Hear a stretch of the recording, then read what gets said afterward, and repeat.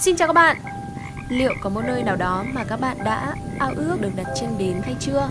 Nó có thể là một đất nước nào đấy trên thế giới bao la rộng lớn này.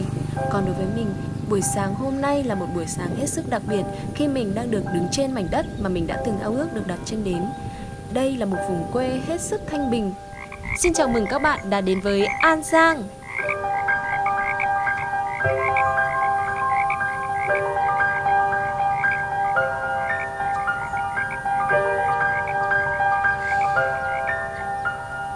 Chúng ta lớn lên, ai cũng muốn xin một vé về tuổi thơ để mà nô đùa tắm mưa, để trốn những giấc ngủ trưa cùng đám bạn ra sông bắt cá, để ngu nghê với những câu hỏi như sao núi lại to như thế, sông lại rộng đến vậy. Thế rồi trên một chặng đường lúc đang lớn, tâm hồn mình bỗng dưng nhỏ lại khi dừng tại An Giang. Sông nước miền Tây nơi đây không chỉ khơi lại vùng trời tuổi thơ giàu kỷ niệm, mà còn tô điểm thêm bức tranh họa vẻ đẹp Việt Nam trong tim chúng mình.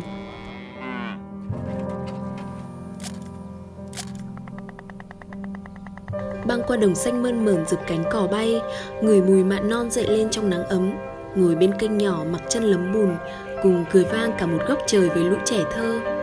Dạo quanh ngắm nhìn từng khuôn mặt rám nắng và đón nhận những nồng hậu của cô chú nông dân. Những điều bé nhỏ thôi nhưng gộp lại thành mớ cảm xúc ngọt ngào cho chuyến đi về tuổi thơ này.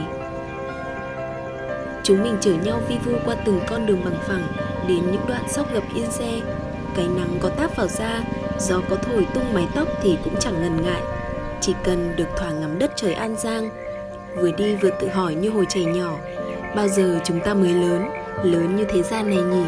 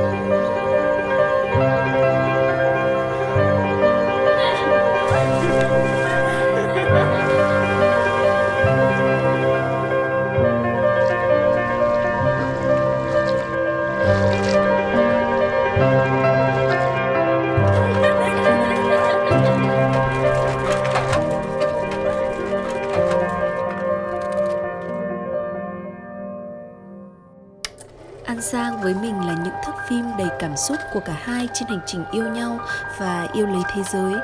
Tụi mình yêu cái bình yên, mộc mạc của làng quê và yêu từng khoảnh khắc tự nhiên khi sống cùng nơi này.